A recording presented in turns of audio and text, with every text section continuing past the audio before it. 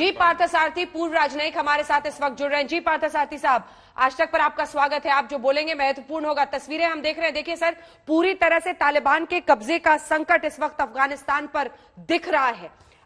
अब लंबे वक्त से ये चल रहा था, 100-150 किलोमीटर जिस तरह से वो आगे बढ़ रहे थे, संकेत साफ था, वहां की सेना, वहां की मौजूदा सरकार ने सरेंडर कर दिया है। इस परिस्थिति को भारत के नजरिए से, पूरे क्षेत्र के नजरिए से, कट्टरवाद, आतंकवाद के पनपने से लेकर किस तरह से वो अपराध, हिंसा, महिलाओं के खिलाफ सब कुछ करेंगे, ये क्या बता रहा है? इस पर आपका क्या टेक है?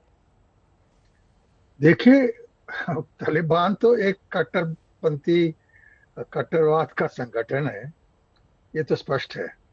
सबसे पहली बात यह है कि जिस तरह के बदसलूकी का व्यवहार वो करते हैं महिलाओं के साथ, वो अपमानीय है और एक किस्म से जंगली हैं इस विषय पर। कि जो इन पर हाथ मारना, महिलाओं पर से लेकर उन्हें खाना ना खिलाना, इस तरह के जो पनिशमेंट्स वो देते हैं, काफी लोग उसे कोई पसंद नहीं करता। लेकिन अब आप करोगे क्या? ये आ गए हैं हम पाकिस्तान के समर्थन के साथ। कोई इन पर तो ऐसे कोई क्वालिटीज नहीं थे कि वो अमेरिकनों से लड़के उनका सामना करें। ये पाकिस्तान का विषय है। पाकिस्तान सोचता है कि एक कठपुतली को वहां रखें अफगानिस्तान में, जिससे कोई व्यवहार करने के लिए तैयार नहीं हो, तो वो पाकिस्तान के फायदा में होगा। लेकिन मैं समझता हूं ये सिर्फ एक तरह से सोचने का विषय है, क्योंकि जो तालिबान हैं वो पाकिस्तानी से भी काफी नाराज हैं, क्योंकि इनके जो पश्तून भाई थे, पाकिस्तान के जो सरहदी इलाके हैं, वहां उन पर उन्होंने बदसलूकी की। ये तालिबान भूलने वाला भी नहीं है। तो मैं समझता हूं कि देखना पड़ेगा कि किस व्यवस्था में वो आते हैं, क्या उन पर पाबंदियां लगाई जाती हैं, तो फिर हमें पता चलेगा। लेकिन एक बात हमें स्पष्ट है, इस समय हमें कुछ करने की जरूरत नहीं है। मुल्ला बरादर से हमारे संपर्क है यहाँ मिडल ईस्ट में, और उसके अलावा जो उनके वरिष्ठ नेता हैं मुल्ला बरादर, और लोग कहते थे कि वो अध्यक्ष बनेंगे, लेकिन नहीं हुआ।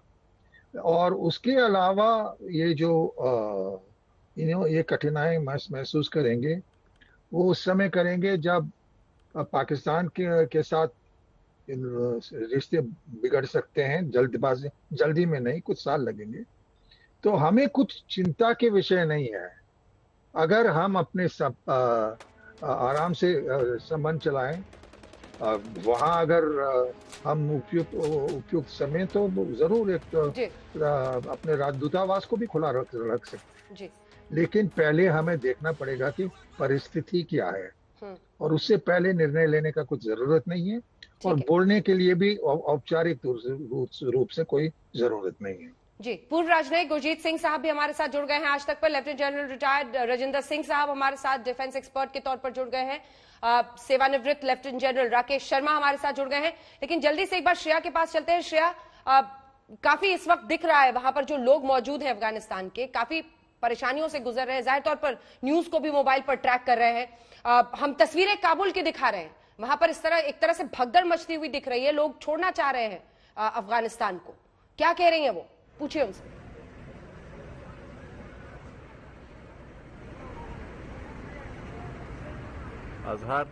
श्रेया के साथ फिर से बात करेंगे, तब तक लेफ्टिनेंट जनरल राकेश शर्मा, आपके नजर से जरा समझना चाहेंगे, जिस पर हम लंबे समय से अभी बात कर रहे थे।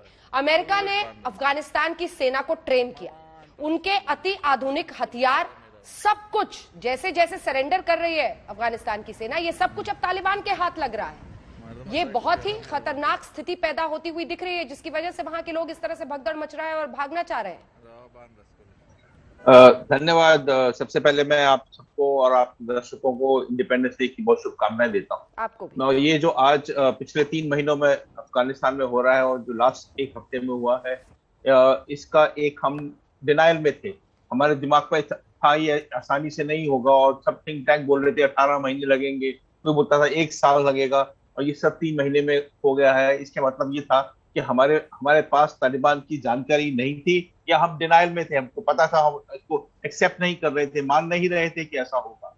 तो ये एक पहली बात है। दूसरी बात ये है कि जो अमेरिका ने 1,80,000 तकरीबन सोल्जर्स ट्रेन किए थे, और उनकी 1,20,000 जो पुलिस थी, उनकी जो ट्रेनिंग थी, वो ट्रेनिंग इस हिसाब से की गई थी कि वो स्पेशल फोर्सेस टाइप की ट्रेनिंग थी, कमांडो टाइप ट्रेनिंग दी गई थी, और कमांडो टाइप हथियार भी दिए गए थे उनको। इस ऐसी तादाद में जब तालिबान आएंगे पहाड़ों से और शहर में आके ऑक्यूपाई करेंगे, तो उनका अंदेशा नहीं था, और उस किस्म की ट्रेनिंग नहीं दी गई।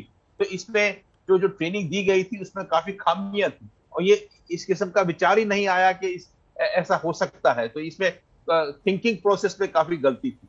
और तीसरी बात मैं कहना चाहूंगा कि जो ट्राइबल लॉयल्टीज हैं, जो एक अपने ट्राइब्स को लोग मानते हैं ज्यादा, जो आर्म्ड फोर्सेस है उनकी भी ट्राइबल लॉयल्टीज है, वो लोग भी उसी ट्राइब्स को बिलोंग करते हैं। और हिस्टोरिकली पूरे इतिहास में देखा गया है कि अफगानिस्तान में पठान और पश्तून, उनकी भी एक बहुत स्ट्रॉन्ग ट्राइबल लॉयल्टीज है, वो भी अपनी सब ट्राइब्स की लॉयल्टीज है।